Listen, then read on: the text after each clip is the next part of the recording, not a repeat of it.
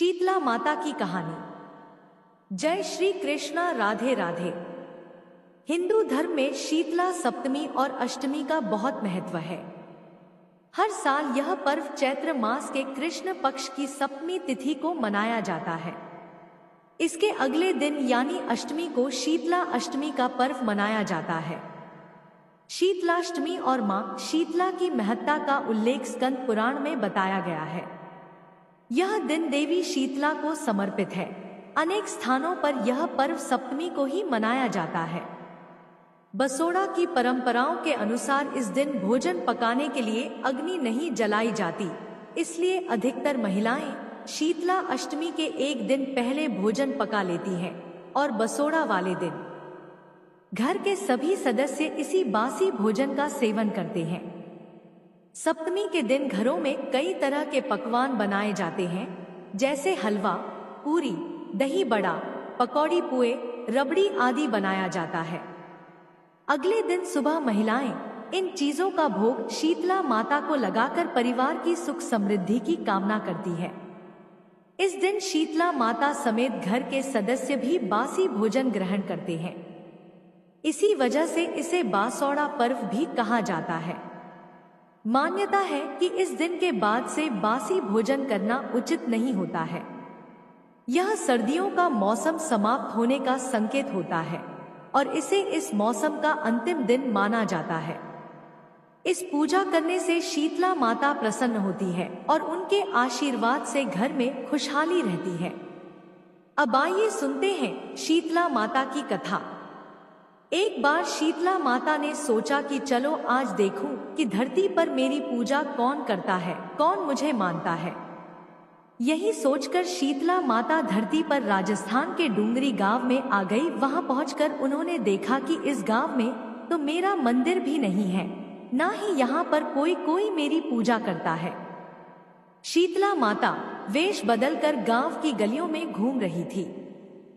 तभी एक घर के ऊपर से किसी ने चावल का खौलता पानी नीचे फेंक दिया। वह उबलता पानी शीतला माता के ऊपर जा गिरा, जिससे शीतला माता के शरीर में छाले पड़ गए। शीतला माता के पूरे शरीर में जलन होने लगी। अब शीतला माता, जो कि बूढ़ी औरत का वेश बनाए हुए थी, पूरे गांव में इधर उधर भाग भाग कर चिल्लाने लगी, अरे मैं जल गई, मेरा शरीर तप रहा है, जल रहा है, कोई मेरी मदद करो, कोई मुझे बचाओ। लेकिन उस गांव में किसी ने भी शीतला माता की मदद नहीं की। वहीं अपने घर के बाहर एक कुम्हार बैठी हुई थी। उस कुम्हार ने देखा कि अरे यह बूढ़ी माई तो बहुत जल गई है और इनके पूरे शरीर में तो तपन भी हो रही है। इनके पूरे शरीर में छाले पड़ गए हैं और यह तपन सहन नहीं कर पा रही है। तब उस कुम्हारी ने कहा, माँ तुम यहाँ आकर बैठ जाओ, मैं तुम्हारे शरीर के ऊपर ठंडा पानी डालती हूँ। कुम्हारी ने फिर उन बूढ़ी माई पर खूब सारा ठंडा पानी डाला। इसके बाद वह शीतला माता से बोली, माँ मेरे घर में रात की बनी हुई राबड़ी रखी है, थोड़ा सा दही भी है, तुम दही और राबड़ी खा लो। जब बूढ़ी माई ने ठंडी यानी ज्वार के आटे की राबड़ी और दही खाया, तब उनके शरीर को बहुत ठंडक मिली। इसके थोड़ी देर बाद कुम्हारी बोली, माँ बैठ जाओ, तुम्हारे सिर के बाल बिखरे हुए हैं, मैं आपकी चोटी गूंथ देती हूँ। कहकर कुम्हारिन माई की चोटी गूंथने के लिए उनके बालों में कंघी फिरा रही थी। अचानक कुम्हारिन की नजर बूढ़ी माई के सिर के पीछे पड़ी तो कुम्हारी ने देखा कि एक आंख बालों के अंदर छुपी हुई है। यह देखकर कुम्हारिन तो डर के मारे भागने लगी। तभी उस बूढ़ी माई ने कहा, रुक जा बेटी, डर मत, मैं कोई भूत प्रेत नहीं हूं, मैं देवी हूं। मैं तो इस धरती पर यह देखने आई थी कि यहाँ मुझे कौन कौन मानता है, कौन कौन मेरी पूजा करता है। ऐसा कहकर माता चार भुजा वाली हीरे जवाहरात के आभूषण पहने अपने दिव्य असली रूप में प्रकट हो गई।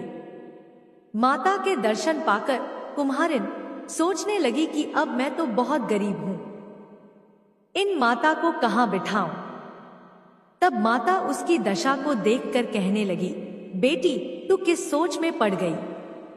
तब उस कुम्हारिन ने हाथ जोड़कर आंख उसे आंसू बहाते हुए कहा, माँ, मेरे घर में तो चारों तरफ दरिद्रता बिखरी हुई है, बिठाने तक के लिए कोई चीज नहीं, मैं आपको भला कहाँ बिठाऊं? मेरे घर में ना तो चौकी है, ना बैठने का आसन, माँ बताओ मैं आपको कहाँ बिठाऊं? तब शीतला माता कुम्हारिन के मन की दशा समझ गई और प्रसन्न होकर उस कुम्हारिन के घर पर खड़े हुए गधे पर बैठकर एक हाथ में झाड़ू दूसरे हाथ में डलिया लेकर उन्होंने उस कुम्हार के घर की दरिद्रता को झाड़कर डलिया में भरकर फेंक दिया और फिर कुम्हारी से कहा, बेटी, मैं तेरी सच्ची भक्ति से प्रसन्न हूँ। अब तुझे जो कुछ भी चाहिए वह वरदान तो मुझसे मांग ले। यह सुनकर वह कुम्हारिन हाथ जोड़कर बोली, माता, मेरी इच्छा है कि अब आप इसी डूंगरी गांव में स्थापित होकर यहीं रहिए और जिस प्रकार आपने मेरे घर की दरिद्रता को अपनी झाड़ू से साफ करके दूर किया है, ऐसे ही आपकी जो भी होली के बाद की सप्तमी को भक्ति भाव से पूजा करके आपको ठंडा जल, दही और बासी ठंडा भोजन चढ़ाए, उसके घर की दरिद्रता को साफ करना और आपकी पूजा करने वाली नर जाति का अखंड सुहाग रखना, उनकी गोद हमेशा भरी रखना। साथ ही जो पुरुष शीतला सप्तमी को नाई के यहाँ बाल ना कटवाएं, धोबी को कपड़े धुलने ना दे तथा पुरुष भी आप पर ठंडा जल चढ़ाकर नारियल पुष्प अर्पित करके परिवार सहित ठंडा बासी भोजन करे, उसके काम धंधे व्यापार में कभी दरिद्रता ना आए। कुम्हारिन की बात सुनकर शीतला माता बोली, तथास्तु बेटी, जो तूने वरदान मांगे मैं वह सब तुझे देती हूँ और बेटी मैं तुझे आशीर्वाद भी देती हूँ कि मेरी पूजा का मुख्य अधिकार अब इस धरती पर सिर्फ कुम्हार जाति का ही होगा। तभी से उस दिन से डूंगरी गांव में शीतला माता स्थापित हो गई और उस गांव का नाम हो गया शील की डूंगरी। शील की डूंगरी में शीतला माता का मुख्य मंदिर है और शीतला सप्तमी पर वहां पर बहुत बड़ा मेला लगता है और शीतला माता की इस कथा को जो भी सच्चे मन से और शीतला माता का ध्यान करके पढ़ता अथवा सुनता है, शीतला माता की कृपा से उनके घर की सभी दरिद्रता का नाश हो जाता है और उनकी सारी मनोकामनाएं भी पूर्ण हो जाती हैं। प्रेम से बोलिए शीतला माता की जय। प्रिय श्रोताओं, अब सुनिए शीतला माता की एक और कहानी। एक बार एक राजा के इकलौते पुत्र को शीतला निकली। उसी के राज्य में एक काछी पुत्र को भी शीतला निकली हुई थी। काछी परिवार बहुत गरीब था, लेकिन वह मां भगवती की पूजा नियमित रूप से करते थे। वह धार्मिक दृष्टि से जरूरी समझे जाने वाले सभी नियमों को बीमारी के दौरान भी भली भांति निभाता रहा। घर में साफ सफाई का विशेष ध्यान रखा जाता था। उसके घर में नियम से देवी भगवती की पूजा होती थी। नमक खाने पर पाबंदी थी। सब्जी में इस दौरान ना तो छौंक लगता था, ना ही कोई वस्तु तली भुनी जाती थी। गर्म भोजन ना तो वह स्वयं खाता, ना ही वह शीतला वाले अपने बेटे को दिया करता। ऐसा करने से उसका पुत्र जल्दी ही स्वस्थ हो गया। उधर जब से राजा के बेटे को शीतला का प्रकोप हुआ था, तब से उसने भगवती के मंडप में शतचंडी का पाठ शुरू करवा रखा था। रोज हवा, वन और बलिदान हुआ करते थे। राज पुरोहित भी सदा देवी भगवती के पूजन में मगन रहते हैं। राजमहल में रोज कढ़ाई चढ़ती, तरह तरह के गरम स्वादिष्ट भोजन बनते, सब्जी के साथ कई प्रकार के मांस भी पकते थे। उसका परिणाम यह होता कि उन लजीज भोजन की गंध से राजकुमार का मन मचल उठता और वह भोजन करने के लिए जिद करने लगता। एक तो राजपुत्र और दूसरा इकलौता, इस कारण उसकी अनुचित जिद भी पूरी कर जाती और उसे वह भोजन खाने को दे दिया जाता। इस पर शीतला का प्रकोप घटने के बजाय बढ़ने लगा। अब तो शीतला के साथ साथ उसे बड़े बड़े फोड़े भी निकलने लगे, जिनमें खुजली और जलन बहुत होती थी।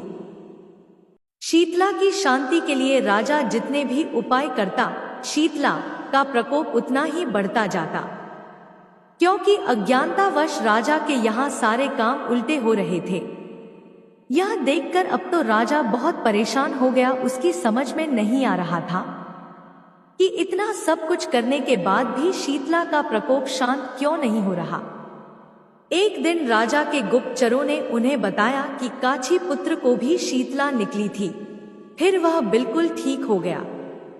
यह जानकर राजा सोच में पड़ गया कि मैं तो शीतला माता की इतनी सेवा कर रहा हूँ, पूजा अनुष्ठान में कोई कमी नहीं हो रही, लेकिन मेरा पुत्र अधिक रोगी होता जा रहा है, जबकि काछी पुत्र बिना सेवा पूजा के ठीक हो गया। पलंग पर लेटा हुआ राजा यही सब सोच रहा कि सोचते सोचते उसे नींद आ गई। तभी श्वेत वस्त्र धारिणी देवी भगवती ने उसे स्वप्न में दर्शन देकर कहा, राजन, मैं तुम्हारी सेवा अर्चना से प्रसन्न हूँ, इसलिए आज भी तुम्हारा पुत्र जीवित है। लेकिन इसके ठीक ना होने के कारण यह है कि तुमने शीतला के समय पालन करने योग्य नियमों का उल्लंघन किया है। तुम्हें ऐसी हालत में नमक का प्रयोग बंद करना चाहिए। नमक से रोगी के फोड़ में खुजली होती है। घर की सब्जियों में छोंक नहीं लगाना चाहिए, क्योंकि इसकी गंध से रोगी का मन उन वस्तुओं को खाने के लिए ललचाता है। रोगी का किसी के पास आना जाना मना है, क्योंकि यह रोग औरों को भी होने का भय रहता है। इसलिए इन नियमों का पालन कर तेरा पुत्र अवश्य ही ठीक हो जाएगा। फिर सारा विधान समझाकर देवी अंतर्ध्यान हो गई। प्रातः काल उठते ही राजा ने देवी की आज्ञा अनुसार सभी कार्यों की व्यवस्था कर दी, जिससे राजकुमार की सेहत पर अनुकूल प्रभाव पड़ा और वह जल्दी ही स्वस्थ हो गया। अब तो राजा बहुत प्रसन्न हो गया। फिर उसने अपने पूरे राज्य में घोषणा करवा दी कि हर कोई शीतला माता की पूजा किया करेगा। प्रिय श्रोताओं, आज के दिन शीतला माता के अलावा भगवान श्री कृष्ण और उनकी माता देवकी का भी विधि विधान से पूजन करना चाहिए। मध्यकाल में सात्विक भोजन का भोग उन्हें लगाना चाहिए।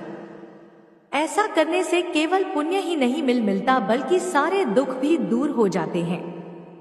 अब सुनिए शीतला माता की एक और कथा है। शीतला मैया अपना आशीर्वाद सब पर बनाए रखना।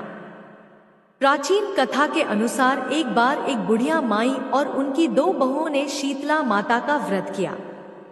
उन सभी को अष्टमी तिथि को बासी भोजन खाना था, जिसके चलते ही उन्होंने सप्तमी तिथि को ही भोजन बनाकर रख लिया था। लेकिन दोनों बहुओं ने बासी भोजन नहीं करना था, क्योंकि उन्हें कुछ समय पहले ही संतान हुई थी। उन्हें लग रहा था कि कहीं ऐसा ना हो कि वह बासी भोजन करें और बीमार पड़ जाए। अगर ऐसा हुआ तो उनकी संतानें भी बीमार पड़ जाएंगी। तब दोनों बहुओं ने अष्टमी को बासी भोजन ग्रहण ना करके अपनी सास के साथ माता की पूजा की। इसके बाद पशुओं के लिए बनाए गए भोजन के साथ ही अपने लिए भी ताजा भोजन बना लिया, फिर उसे ग्रहण भी कर लिया। और फिर जब उनकी सास ने उन्हें बासी भोजन करने के लिए कहा तो उन्होंने टाल दिया। यह देखकर माता क्रोधित हो गई। अचानक ही उनके बच्चों की मृत्यु हो गई। जब यह बात सास को पता चली तो उसने अपनी बहुओं को घर से निकाल दिया और दोनों अपने बच्चों के शवों को लिए रास्ते पर चली जा रही थी। तभी वे एक बरगद के पेड़ के नीचे आराम करने के लिए रुक गई। यहाँ पर 2 बहनें थी, जिनका नाम ओरी और शीतला था। यह सिर में पड़ी जुओं से बहुत परेशान थी। बहुओं को उनकी हालत देखकर उन पर दया आ गई। उन्होंने उनकी मदद करना चाहा और उन बहनों के सिर से जुएं निकाल दी, जिससे उन दोनों बहनों को सुकून मिला। तब उन दोनों बहनों ने बहुओं को आशीर्वाद दिया कि तुम्हारी गोद हरी हो जाए। यह सुनकर दोनों बहुएं बोली कि उनकी हरी गोद तो लूट गई है। तब उनमें से एक बहन, जिनका नाम शीतला था, दोनों बहुओं को डांट लगाई और कहने लगी कि पाप कर्म का दंड तो भुगतना ही पड़ता है। तब उन दोनों बहुओं ने माता शीतला को पहचान लिया। वे दोनों उनके पैरों में गिर पड़ी और क्षमा मांगने लगी। माता को उनका पश्चाताप करते देखकर उन पर दया आ गई। फिर उन्होंने उनके मृत बालकों को जीवित कर दिया। यह देखकर वे दोनों खुशी खुशी अपने बच्चों सहित गांव में लौट आई। इसके बाद से पूरा गांव शीतला माता को मानने लगा। हे शीतला माता, जैसे आपने उन दोनों बहुओं पर अपनी कृपा की, वैसे ही इस कथा को कहते, सुनते और हुंकारा भरते सभी भक्तों पर करना। आइए श्रवण करते हैं शीतला अष्टम स्रोत का हिंदी अनुवाद। गर्दभ गधा पर विराजमान, दिगंबरा, हाथ में मार्जनी, झाड़ू तथा कलश धारण करने वाली, सूप से अलंकृत मस्तक वाली भगवती शीतला की मैं वंदना करता हूँ। मैं सभी प्रकार के भय तथा रोगों का नाश करने वाली उन भगवती शीतला की वंदना करता हूँ, जिनकी शरण में जाने से विस्फोटक अर्थात चेचक का बड़े से बड़ा भय दूर हो जाता है। चेचक की जलन से पीड़ित जो व्यक्ति शीतले शीतले ऐसा उच्चारण करता है, उसका भयंकर विस्फोटक रोग जनित भय शीघ्र ही नष्ट हो जाता है। जो मनुष्य आपकी प्रतिमा को हाथ में लेकर जल के मध्य स्थित हो आपकी पूजा करता है, उसके घर में विस्फोटक, चेचक रोग का भीषण भय नहीं उत्पन्न होता है।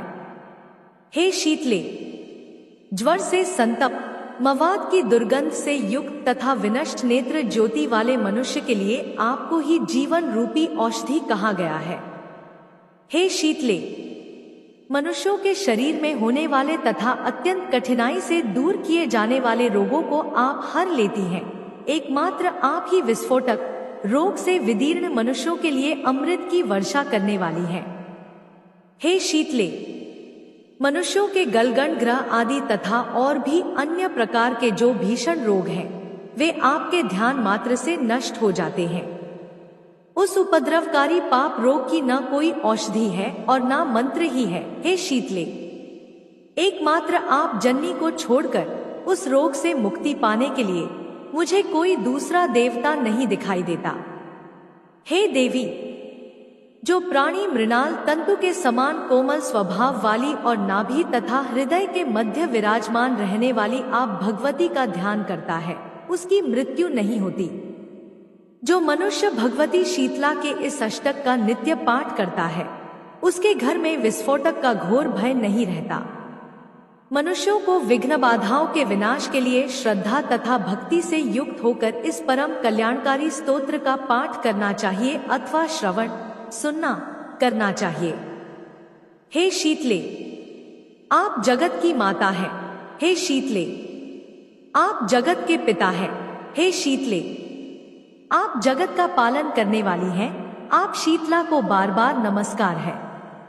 जो व्यक्ति रासव, गर्दभ, खर, वैशाखंदन, शीतला वाहन, दूरवाकंद, निकृंतन भगवती शीतला के वाहन के इन नामों का उनके समक्ष पाठ करता है, उसके घर में शीतला रोग नहीं होता है। इस शीतलाष्टक स्तोत्र को जिस किसी अंधिकारी को नहीं देना चाहिए, अपितु भक्ति तथा श्रद्धा से संपन्न व्यक्ति को ही सदा यह स्तोत्र प्रदान करना चाहिए।